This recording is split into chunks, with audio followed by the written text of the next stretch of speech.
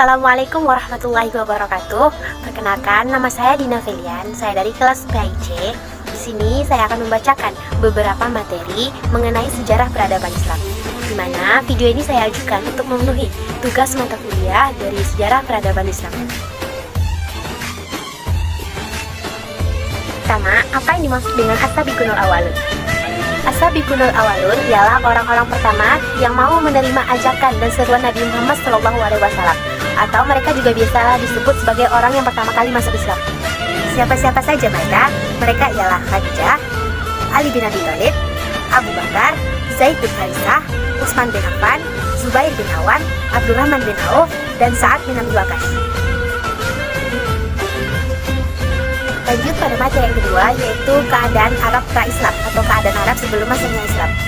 Yang pertama, keadaan politik Arab pra-Islam, di mana pada saat itu terdapat dua adinegara yang sangat besar, yaitu bangsa Romawi dan juga bangsa Persia. Di mana Romawi dan Persia tidak mempunyai keinginan untuk menjajah Arab kecuali bagian Arab utara. Jadi selama zaman jahiliyah, semenanjung Arabia merasakan kemerdekaan dikarenakan mereka tidak dijajah oleh bangsa Romawi maupun bangsa Persia. Di kalangan orang Arab Badui tidak ada yang namanya sistem pemerintahan.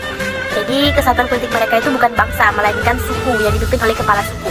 Karena tidak adanya pemerintahan, maka sering terjadi konflik antar suku, yaitu dalam bentuk peperangan. Tapi di kalangan bangsa Arab penetap, mereka sudah mempunyai yang namanya sistem pemerintahan, di mana pusat dari pemerintahan mereka ialah di kota Mekah. Pada zaman itu, suku Quraisy mendominasi kehidupan masyarakat di Mekah. Jadi suku Quraisy menjadi pemimpin di Mekah sampai masuknya agama Islam. Yang kedua, kepercayaan Arab pra-Islam, di mana sebelum masuknya Islam, bangsa Arab memiliki berbagai macam kepercayaan, tapi sebagian besar dari mereka ialah penyembah berhala, dan agamanya diantara lain Kristen, Yahudi, dan Majusi. Pun ada juga yang menyembah benda-benda alam, binatang, dan juga jin. Ada pula sebagian yang menjalankan monoteisme dari Nabi Ibrahim. Yang ketiga, kehidupan sosial masyarakat Arab pra-Islam, di mana pada zaman itu kaum wanita memiliki derajat paling rendah di antara kaum wanita lainnya di seluruh dunia ini. Mereka dianggap benda mati yang tidak mempunyai hak, bahkan hak untuk dihormati sebagai seorang manusia. Mereka, para kaum lelaki, bisa menikahi dan menceraikan wanita kapan saja dan semau mereka. Bahkan ketika seorang bayi perempuan lahir, mereka rela menguburnya hidup-hidup. Sistem perkawinan di Mekah pada saat itu sangat tidak teratur, di mana pada saat itu memiliki seorang hamba sahaya adalah suatu hal yang lumrah pada saat itu. Mereka memperlakukan seorang budak dalam keadaan yang sangat tidak manusiawi. Kehidupan jahiliyah sebenarnya adalah manifestasi dari kehidupan barbarisme. Banyaknya ketimpangan sosial, penganiayaan, meminum minuman keras, perjudian, pelacuran, dan pembunuhan. Itu semua merupakan pandangan yang biasa gitu sering terjadi di masyarakat Arab. Jadi banyak sekali ketimpangan sosial yang terjadi pada masyarakat Arab sebelum masuknya Islam. Lanjut yang ketiga, yaitu ekonomi Arab pra-Islam, di mana pada zaman itu ekonomi Arab didominasi oleh yang namanya perdagangan. Meskipun begitu banyak perdagangan yang terjadi, tetapi orang bangsa Arab juga melaksanakan yang namanya perindustrian dan juga kerajinan. Bukan hanya itu, bangsa Arab pra-Islam juga memenuhi kebutuhan hidupnya dengan cara pertanian dan juga pengembalaan hewan ternak. Meski keadaan ekonomi bangsa Arab pada saat itu bisa dikatakan baik, tetapi banyak ketimpangan yang terjadi pada saat itu, sehingga banyaknya masyarakat yang merasakan kelaparan, kemiskinan, sehingga peperangan banyak terjadi pada saat itu. Selanjutnya, kesenian dan budaya Arab pra-Islam. Dalam bidang seni dan budaya, bangsa Arab terkenal dengan kefasihan lidahnya, pengetahuan tentang senjata, dan kemahiran dalam berkuda. Para penyair memiliki kedudukan yang tinggi di suatu suku, dikarenakan dengan kehadiran mereka kita dapat mengetahui bagaimana keadaan bangsa Arab pada saat itu melalui lantunan dan juga syair-syair mereka. Selanjutnya ialah ilmu pengetahuan bangsa Arab pra-Islam. Bangsa Arab adalah bangsa yang memiliki beragam ilmu pengetahuan yang menjadi cikal bakal suatu ilmu pengetahuan modern setelahnya. Sejarah mencatat kurang lebih ada beberapa ilmu pengetahuan yang dikuasai oleh bangsa Arab. Pertama, cikal bakal dari ilmu astronomi. Yang kedua, cikal bakal dari ilmu meteorologi dan geofisika. Ketiga, ilmu nasab. Yang keempat, ilmu pencarian jejak dan cikal bakal dari ilmu deduksi yang sangat berguna dalam dunia perdetektifan. Jadi, sebelum masuknya Islam, bangsa Arab telah memiliki berbagai ilmu pengetahuan yang telah dikuasai. Dan semua ilmu tersebut menjadi cikal bakal dari ilmu modern yang kita rasakan pada saat-saat sekarang ini. Yang terakhir, silsilah keturunan bangsa Arab pra-Islam. Para sejarawan membagi silsilah keturunan Arab pra-Islam ini menjadi 3 bagian. Yang pertama, Arab Ba'idah, yaitu kaum Arab terdahulu yang sejarahnya tidak dapat dilacak secara rinci dan komplit. seperti kaum Ad, Samud, Sam, Judais, Imlak, Umain, Hadur, Wabar, Abil, Jasim, Hadramaut, dan lain-lainnya. Yang kedua ialah Arab Baktiyah, yaitu bangsa Arab yang masih lestari sampai saat sekarang, di mana mereka terbagi menjadi dua kelompok, yaitu Arab Aribah, yaitu Arab asli, dan juga Arab Musta'ribah, yaitu Arab campuran. Arab Aribah atau Arab pribumi merupakan kaum Arab yang dari keturunan Yasrub dan Ya'rub. Arab Musta'ribah ialah sebagian besar bangsa Arab yang mendiami bagian tengah Jazirah Arab dan negeri Hijaz sampai ke lembah Syria. Selanjutnya kita akan masuk ke materi yang ketiga, yaitu masa Nabi Muhammad periode Mekah. Pertama, kita harus mengetahui dulu biografi dari Nabi Muhammad SAW. Nabi Muhammad lahir di kota Mekah pada tanggal 12 Rabiul Awal tahun 571 Masehi. Ibunda beliau bernama Aminah dan ayah beliau bernama Abdullah. Ayah beliau meninggal pada saat beliau masih dalam kandungan dan ibu beliau meninggal pada saat beliau berumur 6 tahun. Lalu beliau dititipkan ke kakek beliau yang bernama Abdul Muthalib selama 2 tahun. Lalu kakek beliau pun meninggal dunia. Hingga akhirnya beliau tinggal bersama paman beliau yang bernama Abu Thalib pada usia 8 tahun. Pada usia 12 tahun, Nabi Muhammad telah dibawa oleh pamannya untuk berdagang ke Syria dan Basrah.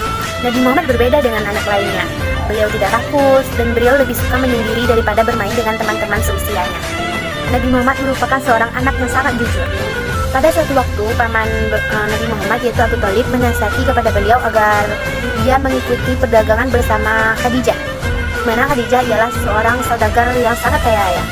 Khadijah sendiri pun mulai tertarik kepada Nabi Muhammad karena cara beliau berdagang yang sangat jujur dan juga terampil. Tidak lama kemudian, Khadijah pun mengangkat Nabi Muhammad menjadi pemimpin dagang dari dagangan Khadijah ini. Dan selang beberapa waktu, Khadijah pun meminang Nabi dan Nabi pun menerima lamaran tersebut. Hingga akhirnya Nabi Muhammad dan Siti Khadijah pun menikah.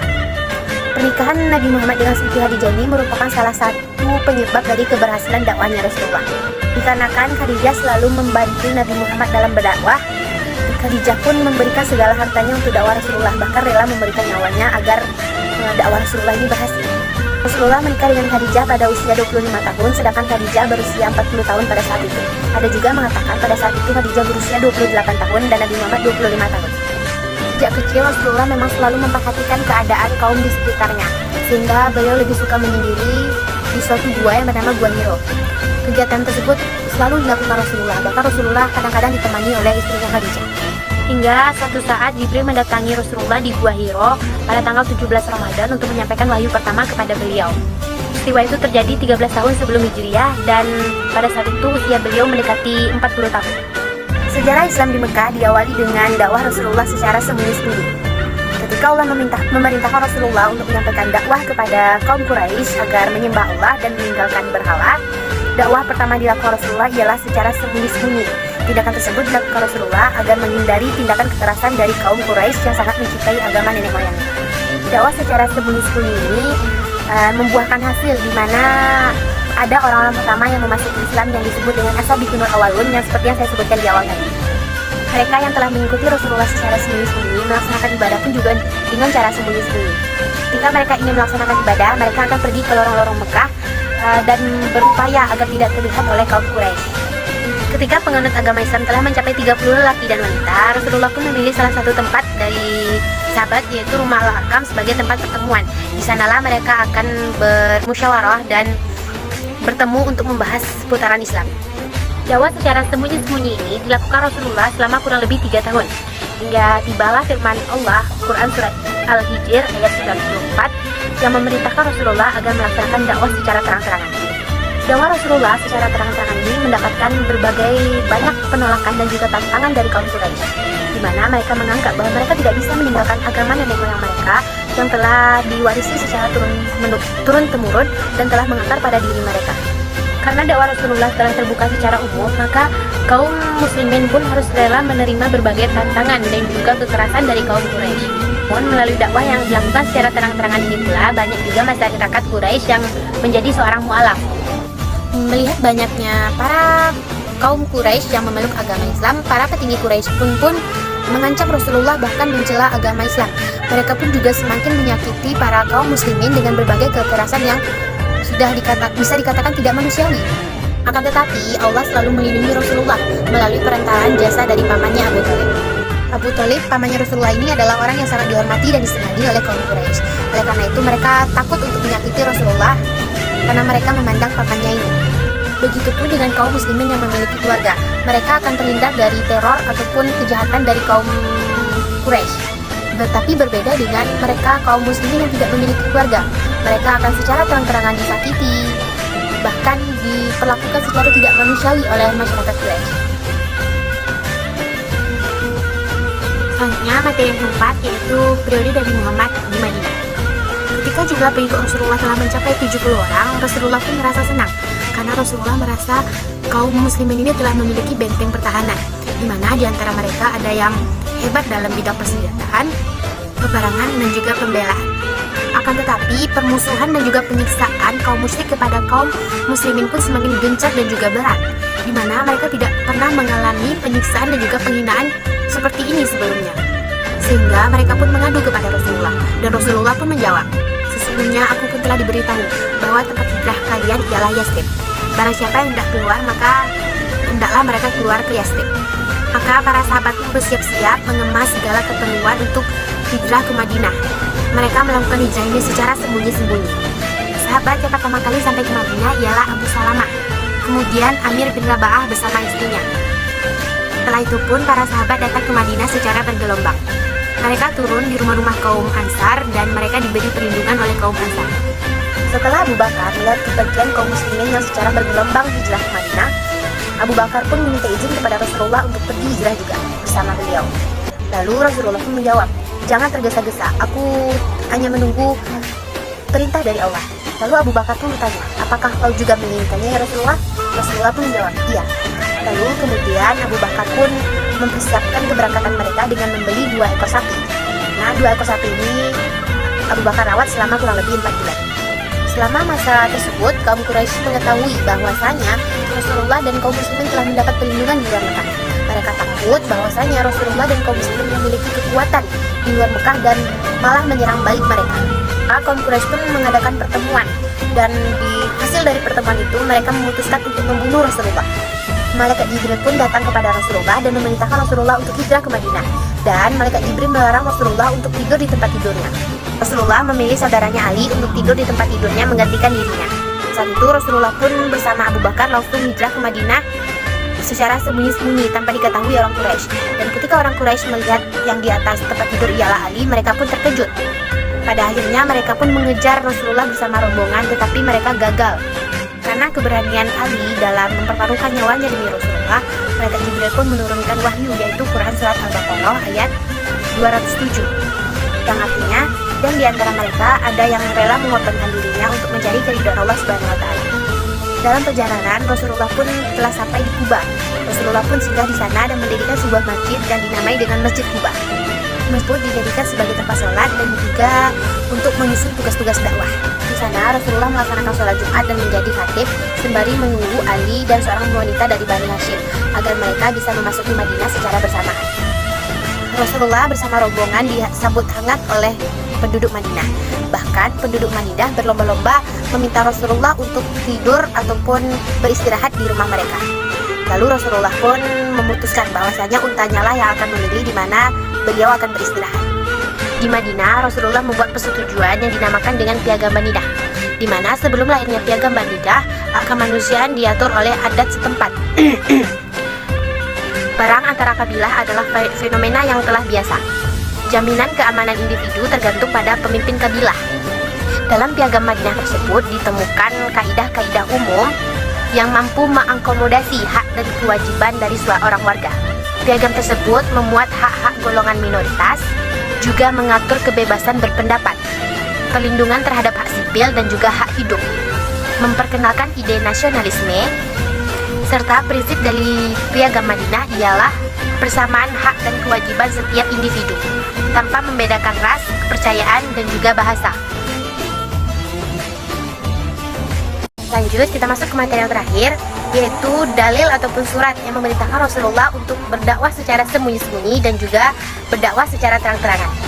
Baik, dalil yang menjelaskan tentang dakwah Rasulullah secara sembunyi-sembunyi yaitu Quran Surat Al-Mudaththir ayat 1-7. yang berbunyi A'udzubillahi minasyaitonirrajim. Bismillahirrahmanirrahim. Ya ayyuhal muddatsir qum fa'anzir wa rabbuka fakabbir wa thiyabaka fatahhir wa rujza fahjur wa la tamnun tastaksir li rabbika fasbir sadaqallahul azim. Yang mana artinya, wahai orang-orang yang bersimut. Siapa dia orang bersimut? Orang bersimut ialah Rasulullah. Di mana ketika Rasulullah menerima wahyu pertama di Gua Hiro bersama malaikat Jibril, Rasulullah merasa ketakutan sampai menggigil. Hingga Rasulullah pun pulang ke rumah dan bersembunyi di balik selimutnya. Bangunlah, lalu berilah peringatan. Maksudnya Rasulullah diperintahkan untuk berdakwah, menyampaikan firman Allah kepada orang-orang Quraisy. Dan agungkanlah Tuhanmu, dan bersihkanlah pakaianmu, dan tinggalkanlah segala perbuatan yang keji. Dan janganlah engkau Muhammad memberi dengan maksud memperoleh balasan yang lebih banyak. Dan karena Tuhanmu, bersabarlah. Maksudnya ketika Rasulullah menyampaikan dakwah, pasti Rasulullah akan menerima berbagai tantangan dan juga kekerasan dari kaum Quraisy. Maka Allah pun memerintahkan kepada Rasulullah dan kaum muslimin untuk bersabar dan tetap teguh pada agama Islam. Lanjut, dalil yang memerintahkan Rasulullah untuk menyampaikan dakwah secara terang-terangan ialah Quran Surat Al-Hijr ayat 94 yang berbunyi Bismillahirrahmanirrahim. Fasda' bima tu'maru wa a'rid 'anil musyrikin. Shadaqallahul azim. Yang artinya, maka sampaikanlah olehmu secara terang-terangan segala apa yang telah diperintahkan kepadamu dan berpalinglah dari orang-orang musyrik. Baik, hanya itu yang dapat saya sampaikan. Saya Dina Filian, terlebih dan terkurang saya mohon maaf. Saya sudahi dengan wabillahi taufik wal hidayah. Wassalamualaikum warahmatullahi wabarakatuh.